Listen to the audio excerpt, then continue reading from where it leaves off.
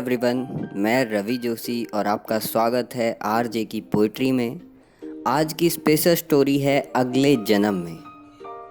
तो चलिए शुरू करते हैं, लेकिन उससे पहले अगर आप हमारे चैनल पर नए हैं तो चैनल को सब्सक्राइब करना बिल्कुल ना भूलें। बेल आइकन ज़रूर दबाएं ताकि हमारी हर वीडियो की नोटिफिकेशन आप तक पहुंच सकें।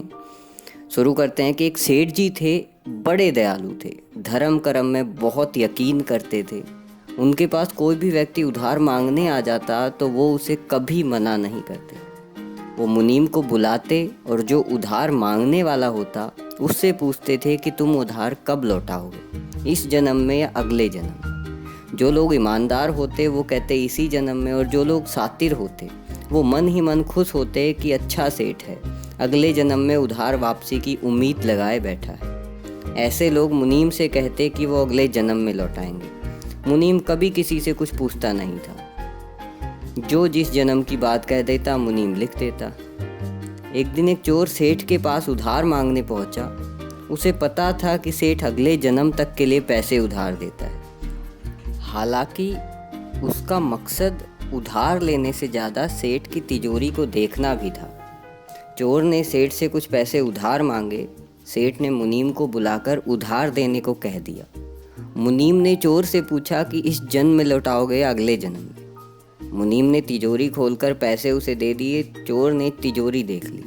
अब चोर ने ये तय कर लिया कि इस मूर्ख सेठ की तिजोरी रात में उड़ा दी जाए।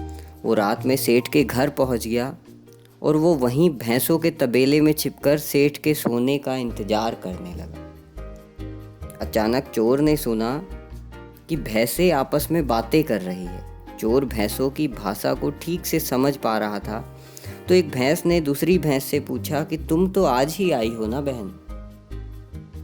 भैंस ने जवाब दिया, हाँ आज ही सेठ के तबेले में आई हूँ। तुम यहाँ कब से हो? दूसरी भैंस ने कहा कि मुझे तो यहाँ 3 साल हो गए।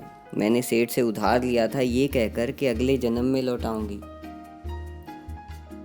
सेठ से उधार लेने के बाद जब मेरी मृत्यु हो गई तो मैं भैंस बन गई और सेठ के तबेले में चली आई।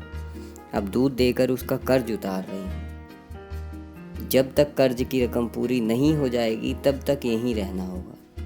चोर ने पूरी बात सुनी और वहीं बंधी भैंसों की ओर देखा। वो समझ गया कि किसी से भी लिया उधार चुकाना ही पड़ता है। इस जन्म में हो या अगले जन्म में उसे चुकाना ही होगा। वो उल्टे पांव सेठ के घर से भागा और दूसरे दिन सुबह जो उसने कर्ज लिया था उसे फटाफट मुनीम को लौटाकर रजिस्टर से अपना नाम कटवा दिया। ध्यान रहे, जो लोग धोखे के रजिस्टर में अपना नाम नहीं कटवाते उन्हें ब्याज सहित अपने कर्म का हिसाब चुकाना ही पड़ता है। इस जन्म में ना सही तो अगले जन्म में। इसीलिए किसी का भी कर्ज रखना पाप है। कैसी लगी वीडियो कमेंट करके ज़रूर बताएं। लाइक करें, शेयर करें। मिलते हैं नेक्स्ट वीडियो में। धन्यवाद।